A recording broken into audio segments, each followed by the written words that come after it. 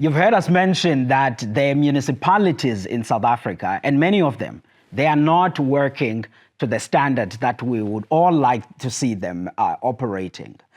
There are issues of inefficiencies, corruption cases in some, and all of this is impacting the quality of life in those municipalities. But as the agricultural sector, we are also impacted massively through service delivery shortages, and of course, there are inefficiencies in maintaining roads, water, and all of the services that are essential to ensuring that the quality of life and the effectiveness of the businesses in those municipalities is up on point. And in agriculture, one of those important aspects are the fresh produce markets. We haven't talked about this, but I thought about it this week because the High Court in Gauteng has actually urged the colleagues in Tshwane to say, hey, you need to do your job in ensuring that the Tshwane fresh produce market is operating at an efficient level, and you need to present up a plan about how you are going to clean that a fresh produce market and ensure that it operates effectively. And these fresh produce markets are not just a nice to have, they are actually important for consumers, the farmers, but generally for South Africa. Because think about it, if you are a farmer, when we think about the price discovery mechanism in a range of fresh produce products that we have and we put out there in the market, that involves the fresh produce playing an important role in that bidding and buying and selling of the produce in order to, for all of us, to come to a point of saying, okay, tomatoes are costing this much, onions are costing this much. So in the price discovery mechanism, the fresh produce markets are important. But that is not limited there. They are also an important mechanism when we are thinking about the market access. Because now if you are a small, medium-scale farmer, that doesn't necessarily have a certain fixed contract with a particular retailer. Where are you going to take your products when you are done?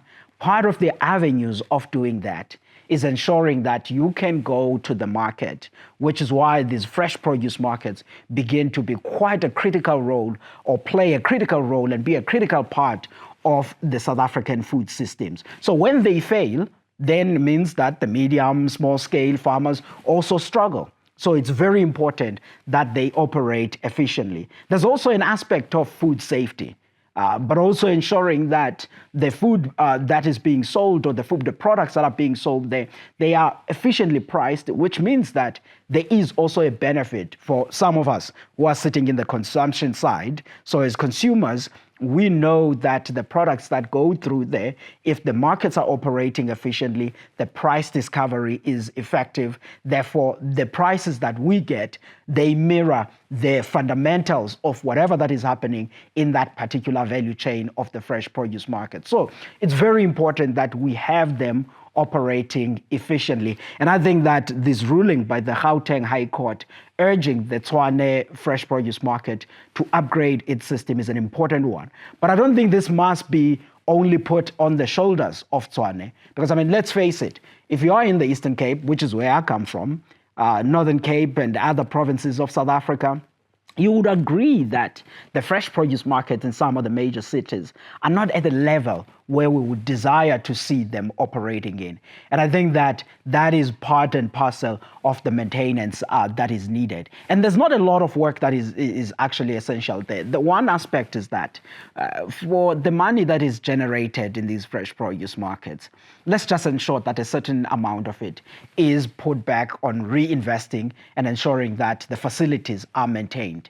The second aspect is ensuring that there are people and the resources to clean up all of the waste that is left there so that the environment is clean and hygiene, because food safety comes with that.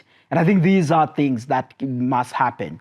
And I would say this, about a few months ago, the new mayor of Tshwane, Dr. Moya, sat with a couple of us, the stakeholders in agriculture. And she was in the listening tour of saying, folks, I need more investment in the city of Tshwane. What must be happening? Many ideas that came across the table, they were around this very aspect to say, look, you have an important asset here in your city, this fresh produce market. Allow the private sector to come in for some form of partnership. But in addition to that, make sure that the money that is generated is reinvested on ensuring that the facility is up to scratch. Because at the end of the day, it also mirrors the state of the city. If the facility is looking superb and there are a lot of people that are there, either you are a vendor, either you are participating on any of the facilities or value chains in agriculture, you can be able to go and source the produce that you want and sell it at your appropriate place. That will be the place where people will like to actually go and see what's happening. So it is an important asset for the city, and it needed to be maintained. And those are the views. I've written them down here on what exactly was happening and what people needed on that. And I think it must not end only here. I think those that are sitting in Mthatha, sitting in East London, they must actually take note of what has happened in Pretoria, in Tshwane Fresh Produce Market, and see what they can do also in their own places. Because this and the proper functioning of the fresh produce markets in South Africa is part and parcel of the success of the agricultural sector. Because think about it, we look at this sector and we say, look, there could be employment, there could be growth, there could be a whole range of economic possibilities that agriculture could bring to rural South Africa. And that is true. Agriculture does hold a great potential for uplifting rural South Africa. But that upliftment is not just going to come naturally. It requires a whole range of stakeholders on the chain. And I think the fresh produce markets are part of that. But let's look back into 2012. At the time, the National Development Plan was published, and Chapter 6 of it focused on agriculture. One of the points that it made was say, look, this sector could still create about 1 million jobs in a primary sector as well as its value chain. We had, at the time of publication, roughly around 700,000 people that are working in agriculture. Today, of course, there has been improvement in employment. We have just over 900,000 people that are working in primary agriculture, but there's also been an improvement in the value chain where we are sitting with over 300,000 people that are working in that space. But we are not at the 1 million jobs that the NDP, National Development Plan, has talked about. And people may ask to say, if the NDP said there will be these jobs, where are the jobs? Maybe these agricultural plans are not working. No. The plans are working. I would argue that because they have not been tested. What we have not done is pay sufficient attention on the prerequisites that the NDP stated. One of those involved land governance, saying let's release the land in a former homelands alongside with some of the land that is owned by the state.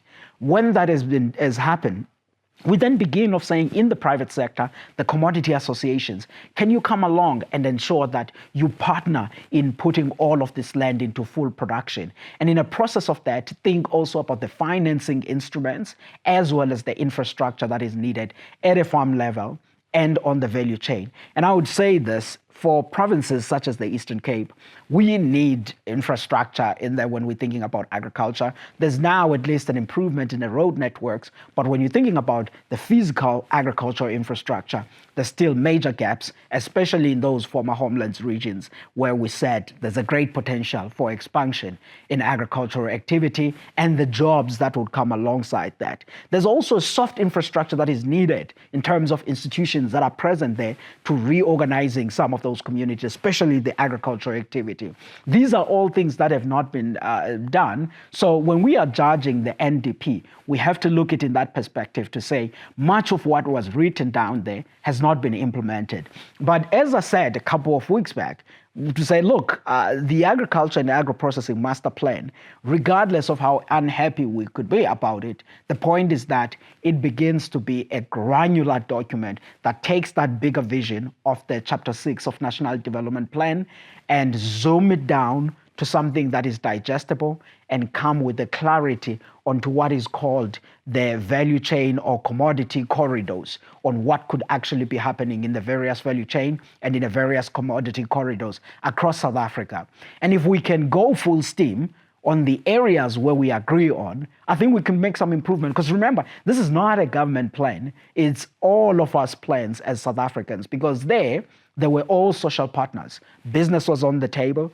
Labor was sitting also around the table, and we had people from government and the other stakeholders. So when we are thinking about where this sector should be, that involves then implementing those plans. But I think, again, tying it back to the point that I started with, making sure that the NDP is implemented, and agriculture and agro-processing master plan is implemented, if you read on the fresh produce side of those plans, they go back to the improvement on the infrastructure and service delivery, which involves then the work that must be done to ensure that the municipalities, they maintain these fresh produce markets because they are an integral part of the thriving agricultural sector, and also just generally for beautifying the cities that you are running. So let's watch and see if Pretoria make inroads, but I think it is the city that carries the lessons on how they revive their fresh produce market will be something that will need to be monitored by other provinces, and perhaps they can emulate and do the same in their own province.